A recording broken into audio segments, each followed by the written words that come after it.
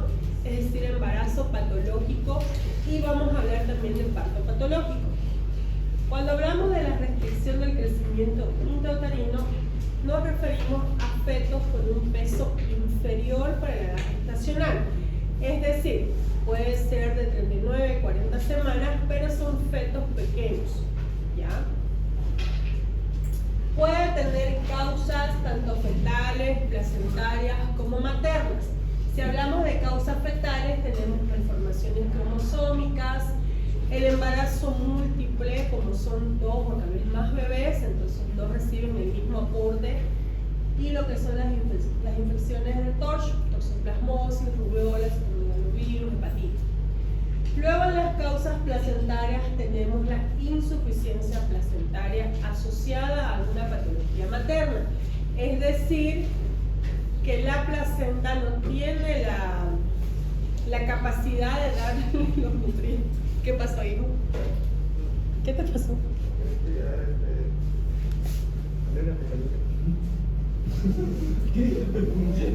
Una pestaña, pero casi vuela, ¿no? Entonces, cuando la placenta no tiene la capacidad de darle todos los nutrientes necesarios al bebé. Entonces, se asocia sobre todo a patologías maternas, sobre todo lo que son los síndromes hipertensivos, preeclampsia, eclampsia, hipertensión crónica. También tenemos las causas maternas: desnutrición materna, la hipertensión, la tuberculosis, síndromes antifosfolipídicos y el consumo de ciertas sustancias como ser cafeína, tabaco y alcohol. El café está contraindicado en el embarazo por esta causa, ¿ya? Porque puede provocar restricción del crecimiento del feto. Pueden ser simétrico o asimétrico.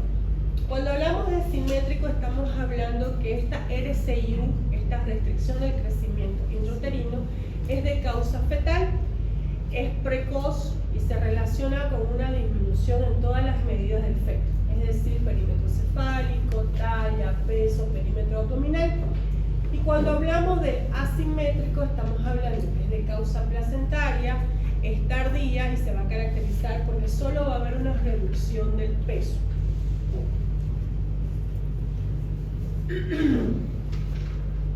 ¿Cómo hacemos el diagnóstico? Antecedentes de niños con RCIU en embarazos anteriores, disminución de los movimientos fetales, el oligoamnios, peso materno disminuido, la altura uterina materna y el perímetro abdominal fetal van a estar por debajo de los límites normales, y las medidas craneales disminuidas. Cuando tenemos la sospecha de un RCIU, es decir, pacientes de una altura menor para la edad gestacional, pacientes que son preeclámpticas, pacientes que gráficamente hemos ido viendo que en vez de aumentar de peso, este bebé va disminuyendo y sospechamos de lo que viene a ser un RCIU, entonces podemos solicitar lo que es el estudio Doppler, en el cual es una técnica no invasiva y hace una evaluación hemodinámica del feto. ¿Qué vamos a evaluar en el Doppler? Vamos a evaluar la arteria uterina, la arteria umbilical y la arteria cerebral media. Con esto vamos a ver cuánto de flujo de oxígeno está recibiendo el feto, si está dentro de parámetros normales. ¿Cuál es el tratamiento del RCIU? Medidas generales: si la paciente fuma, bueno, no fume, no tome café. Mejorar el estado nutricional de la paciente. Si es una paciente con bajo peso, si es una paciente anémica, debemos hacer una corrección de todo esto para que haya una mejor evolución del embarazo. Mejorar lo que es el flujo uteroplacentario. Siempre se sugiere que la paciente se recueste en decúbito lateral izquierdo para evitar la compresión de las ilíacas y de los grandes vasos. Tratar la patología materna. Si es una paciente con síndrome hipertensivo, bueno, hacer el tratamiento indicado para su patología de base. Y el Doppler obstétrico. Si el Doppler obstétrico está alterado y nos dice de que no está habiendo un buen flujo de oxígeno para el bebé, se debe interrumpir el embarazo. Cuando hacemos un Doppler, se mide el índice de pulsatilidad y el índice de resistencia de estos vasos. Si estos están alterados, hablamos de un Doppler centralizado. Eso es más obstétrico, solo se los estoy mencionando para que ustedes sepan.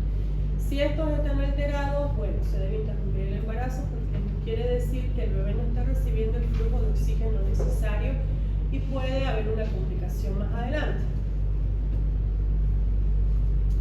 ¿Tienen alguna pregunta de la reflexión? ¿Está claro? ¿Dicen? Ya. Ahora vamos a ver lo que viene a ser el sufrimiento fetal. Dice que es la perturbación metabólica por disminución de los intercambios feto-maternos. Puede ser de evolución rápida, que va a alterar lo que es la homeostasis fetal y va a provocar modificaciones crusulares o la muerte del feto. Gabriel, ¿qué es homeostasis?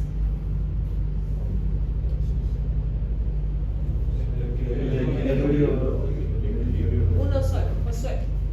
Es un equilibrio de... Okay. La homeostasis fetal es un equilibrio que hay en el intercambio. Puedo preguntarles en el examen, el sufrimiento fetal se caracteriza por hipoxia, por hipercamia y por acidosis metabólica. ¿Ya? Hipoxia, hipercamia y acidosis metabólica. Puede ser agudo o puede ser crónico. Hablamos de agudo, hipoxia, hipercamia y acidosis metabólica. Hablamos de agudo sobre todo en lo que es el trabajo de parto. ¿Ya? Cuando hay bolsas rotas pueden provocarse durante el trabajo de parto lo que son los sufrimientos fetal.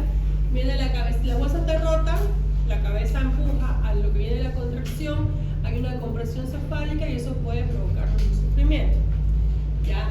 Hablamos de crónica cuando disminuye el crecimiento del feto por un aporte insuficiente de parte de la placenta, ¿no? Que es de forma prolongada.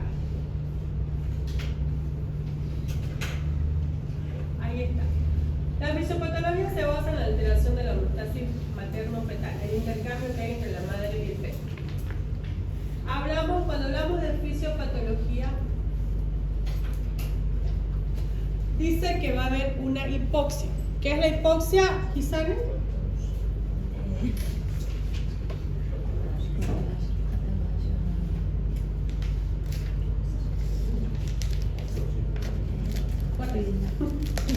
Cuando está bajo el oxígeno. Es la disminución del aporte de oxígeno, que se hace una hipoxia. Al haber una disminución del aporte del oxígeno, va a haber una retención de hidrogeniones y va a causar una... ¿Qué es la hipercamia? Pues, de verdad. Gabriel, ¿qué es hipercamia? Hipercamia es cuando hay mucho ácido. Ya, exactamente. Como les decía, va a haber una retención, no se van a eliminar los hidrogeniones y va a causar una hipercamia. La hipoxia nos va a llevar a una hipercamia y la hipercamia va a llegar a ser una acidosis metabólica. Ahí dice, disminuye el consumo de oxígeno y aumenta los hidrogeniones. Y vamos a poder ver este tipo de monitoreo. Este es un monitoreo fetal, esta es la frecuencia cardíaca fetal y estas son las contracciones o dinámicas uterinas. Por ejemplo, en este monitoreo que nos está diciendo que hay una alteración del bienestar fetal, podemos observar lo que es el DIPS 2. ¿Qué es el DIPS 2? Es la desaceleración tardía de la frecuencia cardíaca fetal después de una contracción uterina. ¿Me queda claro? No. A ver. Desaceleración tardía.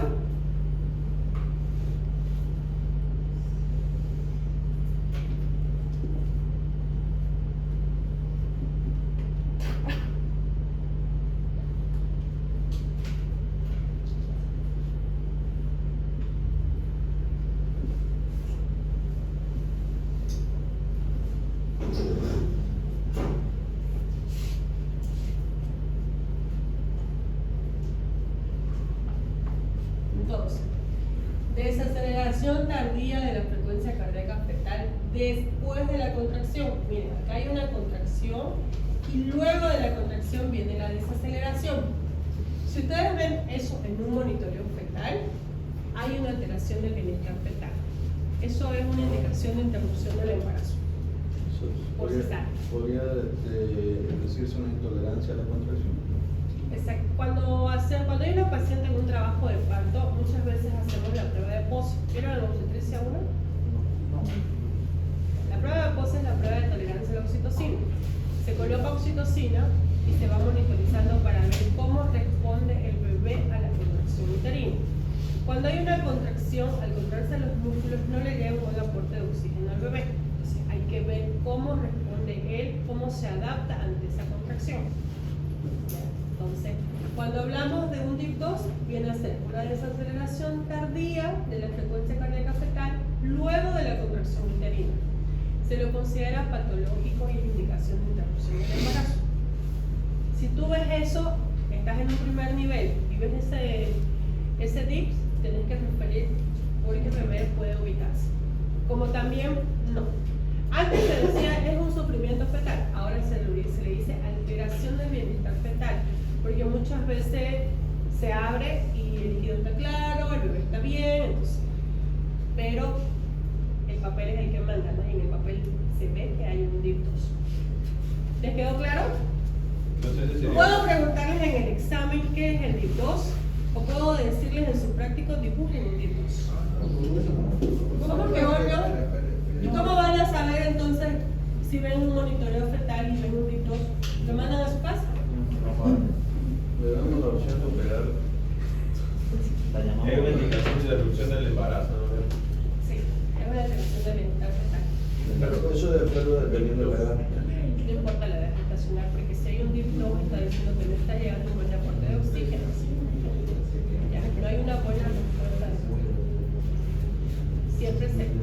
Algunas veces lo esperan y vuelven a controlar, vuelven a hacer otro monitoreo o el monitoreo lo programan por 20 minutos. En esos casos puedes hasta pedir un doble obstétrico. Por ejemplo, si es 32 semanas, ya es un prematuro, que va a necesitar un incubador, podés pedir un doble obstétrico para que vean el índice de pulsatividad y resistencia de la cerebral media y de la umbilical, que son las que nos sirven porque la uterina más que todo es en los síndromes hipertensivos para la mamá. ¿Ya? Puedes pedir un doble para confirmar.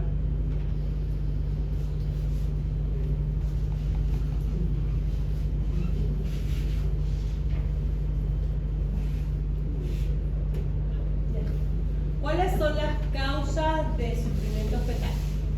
Puede ser de causa materna, algún síndrome hipertensivo que tuviera, puede ser paciente diabética, hipoxia, por ejemplo, la paciente es una paciente epiléptica y convulsiona, en el momento de la convulsión ella está en hipoxia y el bebé obviamente va a estar en hipoxia. La hipotensión, la hipovolemia. Cuando hablamos de causa de placenta tenemos la hipertonía uterina y el DPP. Al haber un aumento del tono, la placenta se puede llegar a desprender y eso provocarnos una alteración de su bienestar. Cuando hablamos de funicular, hablamos de procidencia o procúbito de cordón. ¿Sí? Desprendimiento de placenta. Desprendimiento prematuro de la placenta normoinserta. Cuando hablamos de funicular, estamos hablando del cordón umbilical, entonces ahí puede ser una procidencia o un procúbito. Puede ser un nudo verdadero, puede ser una compresión del cordón umbilical. Cuando hablamos de procidencia, quiere decir que las membranas están rotas y que el cordón está por delante de la presentación. Como una vincha. Hacemos el tacto y vamos a hacer el tacto, tocamos, las membranas están rotas, hay una salida de líquido evidente y tocamos el cordón. Puede ser un prolapso ¿Ah? como un prolapso del cordón. Exactamente. Como una basa previa. No. La basa previa es que el cordón no está protegido. Los vasos del cordón no están protegidos. Este es el cordón normal, pero que está por delante de la presentación y al romperse las bolsas, ese está. En caso que les sucediera eso a ustedes en un primer nivel o algo, chicos, que una conducta es una cesárea, ustedes meten la mano, sienten el cordón y ya no la sacan. Con la manito dentro hacen su traslado de paciente a un segundo nivel, porque en eso del traqueteo y todo puede comprometerse el cordón y evitarse el problema. Ya, entonces, una vez ustedes diagnostican un prolapso del cordón, como dice un compañero, la procidencia del cordón, meten ya no la sacan. Con la manito adentro hacen el traslado. ¿Ya? Y el procúbito vendría a ser que igual, el cordón está por delante de la presentación, pero las membranas están íntegras. Cuadro clínico. La frecuencia cardíaca fetal va a estar modificada. Puede haber una taquicardia, puede haber una bradicardia. Si podemos ver los DIPs, DIPs 1, los DIP 2, que ya los explicamos, y los DIP 3. Cuando hablamos de DIP 1, hablamos de una desaceleración precoz de la frecuencia cardíaca fetal. La frecuencia cardíaca fetal desacelera el latido del corazón.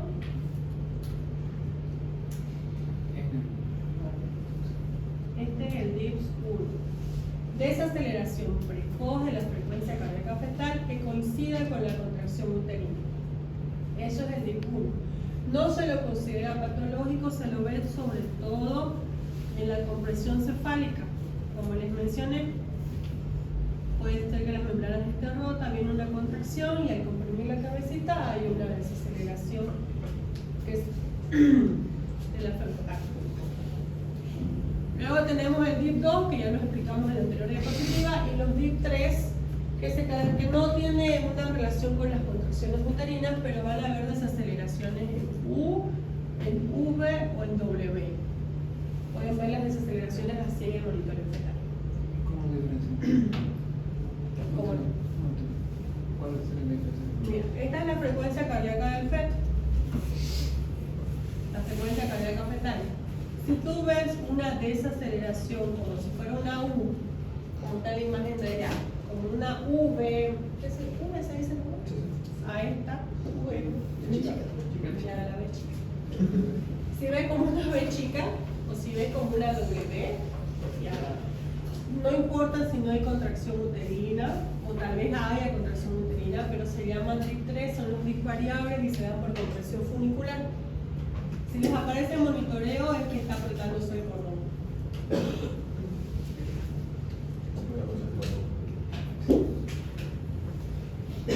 Y la presencia de meconio. Si se rompen las membranas y el líquido está meconiado, es un signo de que hay un sufrimiento fetal, una alteración de su bienestar fetal, porque al no llegar buen oxígeno va a haber una alteración a nivel del sistema simpático y parasimpático y va a provocar una relajación de esfínter.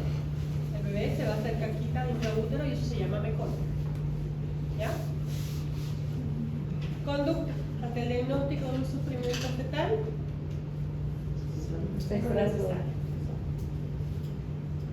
¿preguntas?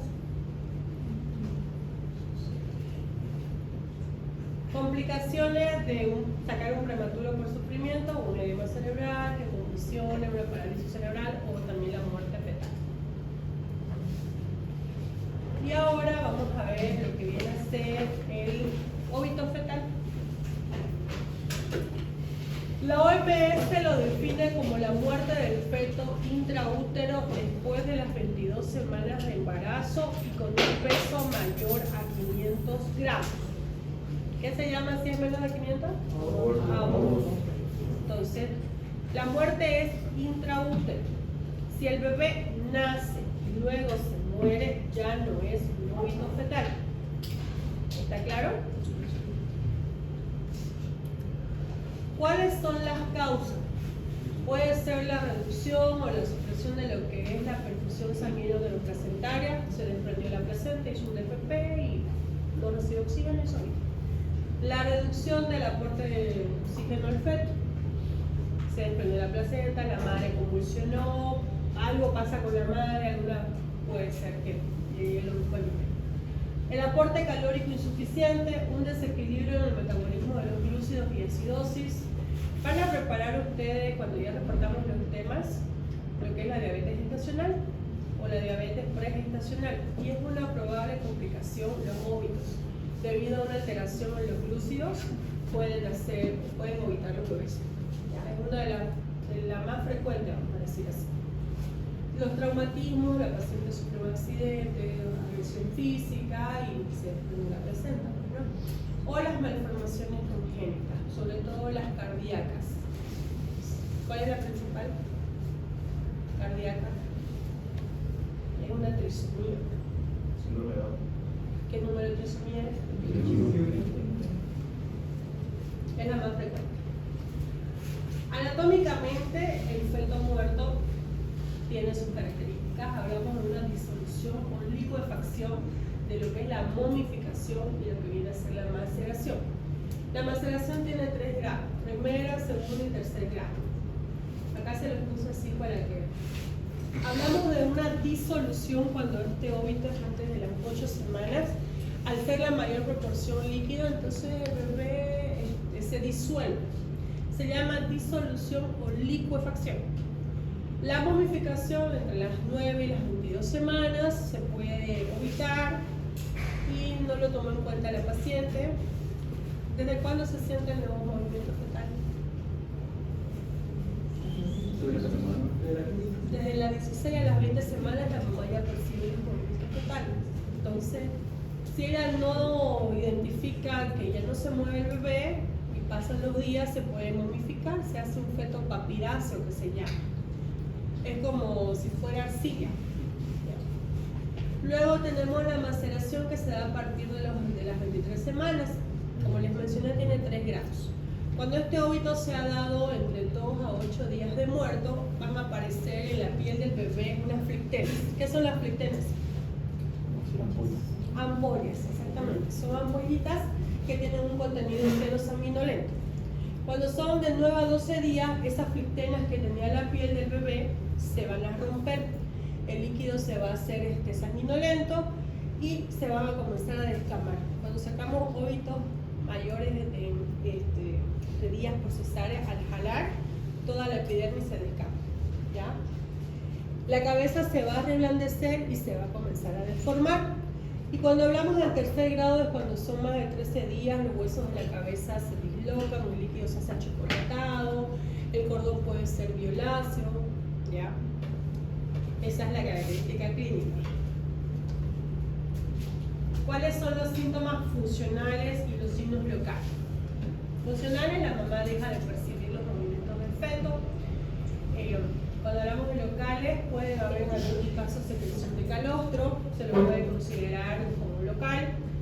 En caso sangrado transvaginal, al querer ocultar la fetocardia, bueno, esta es negativa. Y la altura uterina del abdomen de la madre se va a detener. Ecográficamente podemos ver estos signos. Puedo preguntarles en el examen signos ecográficos de óbito fetal. Por ejemplo, el signo de Spalding. Va a haber un acabalgamiento, los huesos parietales encima se acabalgan. Cuando hablamos de Spangler, la bóveda craneal se comienza a aplanar. El de Gordner es una simetría craneal y la de Robert viene a ser una presencia de gas en el feto. Va a haber una notable curvatura y hasta una torsión de lo que es la columna vertebral. Muchas veces se hace la ecografía y el ecografista dice, el signo de limón. Al acabalgarse los huesitos de la cabeza es como un limoncito se hace, ¿ya?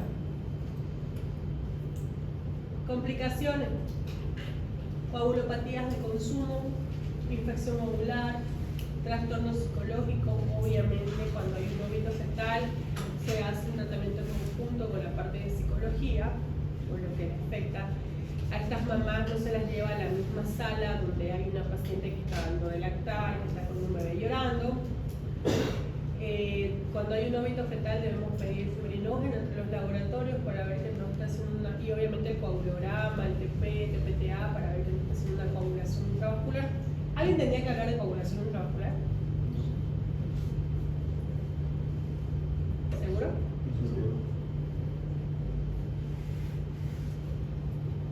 Pero tendrían que hablar, ¿no? De medicamentos. De medicamentos. ¿Y de coagulación no? No. A ver, ¿a quién ponemos? El que no me mira.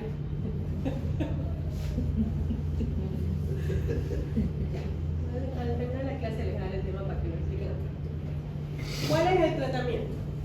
Si es una paciente sin cesáreas anteriores, podemos hacer una inducción, siempre y cuando no haya clínica o laboratorios de infección. Si es una paciente con solamente cesáreas, o que tiene clínicamente o laboratorialmente, nos dice que está haciendo un proceso infeccioso, puede hacer una coriominitis, se debe hacer una cesárea. ¿Ya? Cuando se hacen las cesáreas, normalmente hacemos un esquema de entrega de antibióticos para evitar probables complicaciones del proceso infeccioso. También se tiene que dar medicación para inhibir la lactancia. Lo que tiene seguro es la bromocriptina, pero la bromocriptina tiene muchos efectos adversos, cefalea, náuseas, vómitos, se toma cada 8 horas, se toma por 7 días. También, si la paciente tiene la posibilidad de comprarse, tenemos lo que es la cabergolina, que son solamente 2 dosis, pueden ser dosis única o puede ser cada 12 horas una tabletita, no tiene tantos efectos adversos. También se la orienta a la mamá en la estimulación de la mama, que trate de usar ropa ajustada para que no haya mayor producción, ¿no? ¿Tienen alguna pregunta? Cabergolina. Cabergolina. Eso es Para inhibir la lactancia materna. ¿Cuál es la que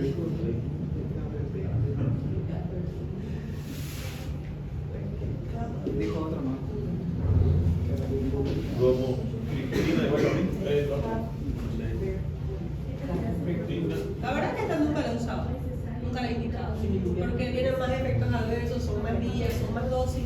La cabergolina viene de 0.5 miligramos y puedes dar 2 dosis únicas o una cada 12 horas.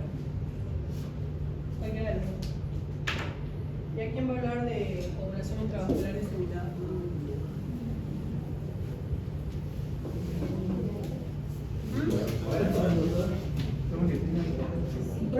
¿No anotaron?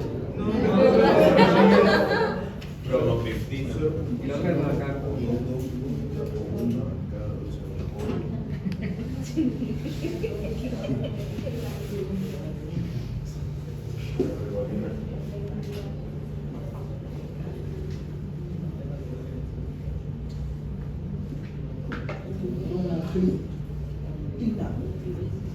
Esta es la que normalmente se ocupa por el tema de los efectos no son tan adversos. Los que están charlando van a hablar de ovulación intravascular. Los dos charlatanes. Toda la clase se la pasaron hablando. Sebastián, toda la clase hablando. Si no era con la quiera que me ¿qué estaban hablando del tema? ¿Se la creemos? ¿Se la creemos? El público dice que no. Político en campaña. El público dice que no, así que ya. Los dos preparan ovulación intravascular diseminada. ¿Ok? El uno habla de factores de coagulación, el otro, verán cómo lo hacen, pero el otro ya no lo ve. Y al que pilla charlando le voy a dar tema, porque se siente súper incómodo estar aquí y que ustedes estén aquí. Porque no sé si vienen por la resistencia o qué, yo estoy acá. Como niños de kinder lo voy a tratar. Acá, paciente de 26 años, es multigesta, 2 cesáreas anteriores, una pérdida, con embarazo de 35 semanas, prefiere cuadro clínico de un día de evolución que se caracteriza por dolor abdominal intenso, con ausencia de movimientos fetales. Antecedente de haber sufrido caída de su propia altura, tiene una presión de 90-60, una fetocardia de 90, pero una frecuencia cardíaca materna de 95, el abdomen está globoso, con altura uterina de 31 centímetros, fetocardia no audible, dinámica positiva. Se realiza un rastreo ecográfico y no se observa foco cardíaco. Al tacto, cervix posterior, permeable, con sangrado oscuro, con coágulos. Adriana, por estar bostezando. ¿Tu impresión diagnóstica?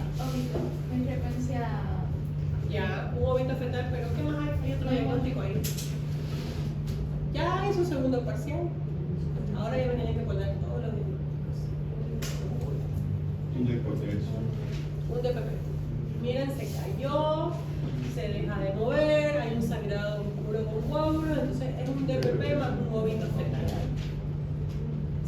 que me pongan todo su diagnóstico. Ya, ¿qué más? Embarazo de la recién semana. Embarazo de la ¿Qué más?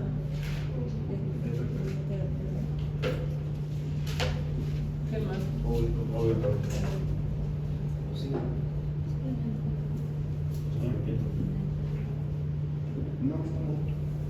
¿O algo nuevo? Es buen diagnóstico. Interactivo también es diagnóstico. Y óbito fetal. En este caso, como dice que hicieron el rastreo ecográfico y no se observa fotocardia, puede ser óbito fetal de más o menos 35 semanas. Ahí Dime, tendríamos que eliminar el embarazo y ponerlo abajo. porque ya está de ausencia. Ya está muerto. Porque dice que ya, o sea, no lo escuchan, no se mueve, hicieron una ecografía y no hay ecografía. Si no hubiera ecografía, seguiría siendo Y embarazo. óbito fetal sea como interrogado. Arriba de óbito, doctora, ¿qué dice? Cesárea iterativa, tiene 2 cesáreas anteriores. Cesárea iterativa.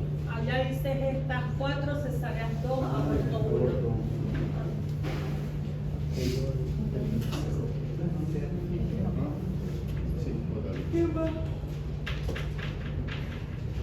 ¿Ya?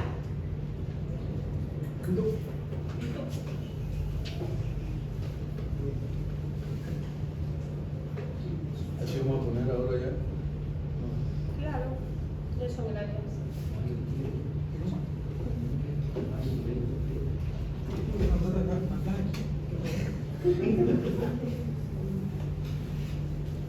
Que si vamos a poner así los diagnósticos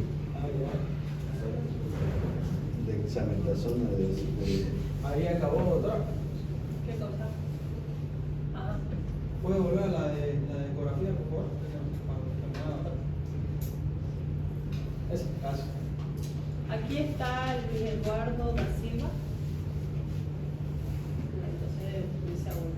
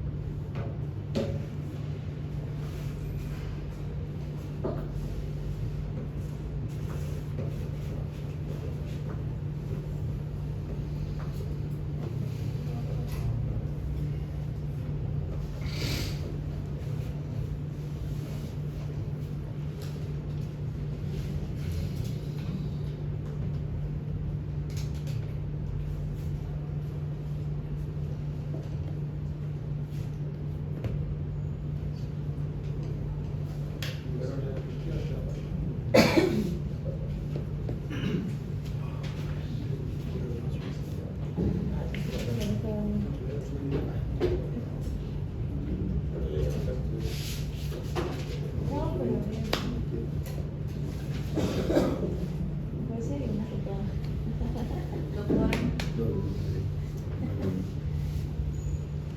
¿Cómo está el cambio de real? 2010. ¿De verdad?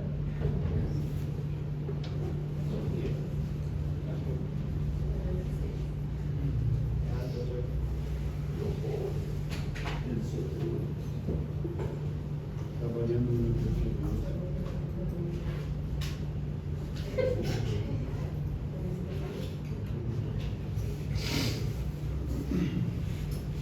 ¿Tienen alguna duda? Si el caso La de los doctora, según los signos ecográficos, no hubiera ninguno de esos signos ecográficos. Es que es reciente. Es que es reciente, sería el latido cardíaco. Cuando no hay ninguna modificación en que el óbito es reciente, ya lo que te mandaría como un óbito es obviamente que no hay fotocardia, pues no hay flujo cardíaco. Yo no le entendí los libros. ¿Qué? No le entendí bien a los libros. ¿Los di? Es muy chico.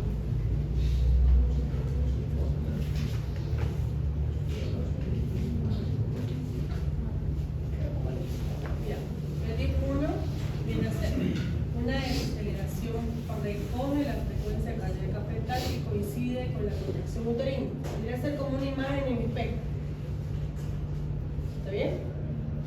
desaceleración precoz de la frecuencia cardíaca fetal que coincide con una contracción uterina.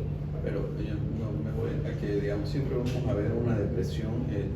Una desaceleración. Una desaceleración Claro, eso es siempre. el DIPS.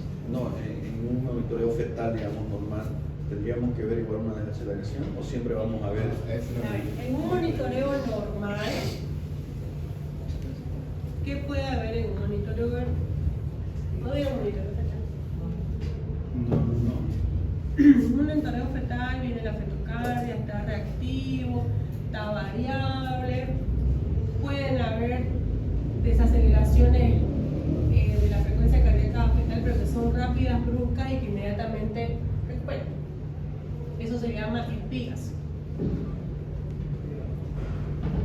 ¿Ya? Desaceleraciones bruscas, rápidas y que recuperan inmediatamente la frecuencia cardíaca fetal. El bebé como tú, antes yo te mando corriendo a la capilla y vas a llegar acelerado. O sea, el bebé puede tener ascenso de su fetocardia, pero no son sostenidas. Vuelve a bajar, ¿entiendes? Puede subir su fetocardia a 365, 170 si tú quieres, pero que no es sostenida. Vuelve a su normalidad, a su basal. ¿A qué te refieres con basal? A la que está predominando en todo el monitoreo fetal. Por ejemplo, si acá está 140 de fetocardia y él tiene acá, pero vuelve otra vez a 140, su basal es 140. Puede tener sus desaceleraciones, pero no son sostenidas. Hablamos de DIPS cuando esa desaceleración es sostenida y coincide con una contracción, o cuando hay una contracción y después de ella viene la desaceleración. Este no se lo considera patológico, que sería el 1, el 2 sí se lo considera patológico, se lo relaciona con hipoxia, hipercapnia y acidosis metabólica. ¿Ya? El 3. O sea, ya U, B y U, no, pero es patológico. Es por compresión funicular. Es cuando ya el cordón está comprimido. Claro, el cordón está comprimiéndose y ahí se ve el...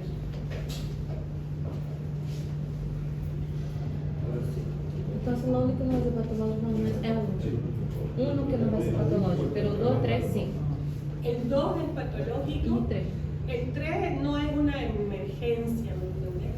O sea, es un control más estricto del bebé. ¿Ya? Lo que pasa, chicos, que ¿cuánto mide el cordón umbilical? De 50 a 60 centímetros. Puede ser menos, puede ser más. Cuando el bebé tiene una circular del cordón en el cuello, tú no sabes si está a tensión, si está suelto, si es circular.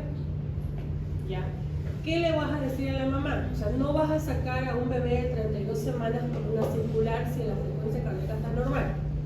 ¿Qué le vas a explicar a la mamá? Que la mamá controle los movimientos del feto. Porque solamente cuando uno está embarazada, uno ya que sabe si ese bebé se mueve, si se mueve a las 10, si en la tarde se duerme, porque el bebé duerme igual que nosotros. Tal vez no en el momento que nosotros dormimos, tal vez sí, pero nosotros sabemos cada cuánto se mueve. ¿Cuándo son sus horarios? Entonces tú le debes de explicar. El bebé deja de moverse o disminuye sus movimientos, usted se viene. Esos son signos de alarma. Toda paciente gestante que tú ves en tu consulta, sea la mía, que es obstétrica, o la de un médico general que hace un control prenatal en una paciente sin ninguna indicación de un segundo nivel, se le explican los signos de alarma. Dolor, que la barriga se le ponga dura más de 3 veces en 10 minutos, para nosotros contracciones, para la paciente tú le dices que tu barriga se te ponga dura. Que sangre como una menstruación, que sangre con coágulos, que pierda líquido o que el bebé deje de moverse o disminuya su movimiento. Son los 5 signos de alarma que la paciente debe saber que si sucede algo de eso se tiene que venir. Y si es, por ejemplo, una paciente preclántica, tú le vas a explicar. Si te duele la cabeza, si ves estrellitas, si te asoman los oídos, si te duele la boca del estómago, te venís. Porque esos son signos de alarma para una preclántica. ¿Ya? Entonces, una circular del cordón, a no ser que tú veas ya un, qué sé yo, tiene 38, 39 semanas, se ve monitoreo que hay una compresión funicular, la quieres llevar a una prueba de parto, puedes hacerle una prueba de pose, Con la prueba de pose vas a ver cómo responde el bebé a las contracciones uterinas. Y si no hay una buena respuesta, bueno, no se puede llevar un parto. ¿Ya? ¿Tienen otra pregunta? En el nosotros materno hablamos de las contracciones de Braxton Hicks. Y la doctora nos preguntaba si necesitan de ¿es un símbolo? No, porque las Braxton, ¿qué son las contracciones de Braxton? Son contracciones fisiológicas. La paciente puede presentar a partir de las 32 semanas. Es una vez al día, una vez cada 2 días, máximo 2 veces. Son fisiológicas. Ya cuando tú hablas de signos de alarma es cuando tiene más de 3 en 10.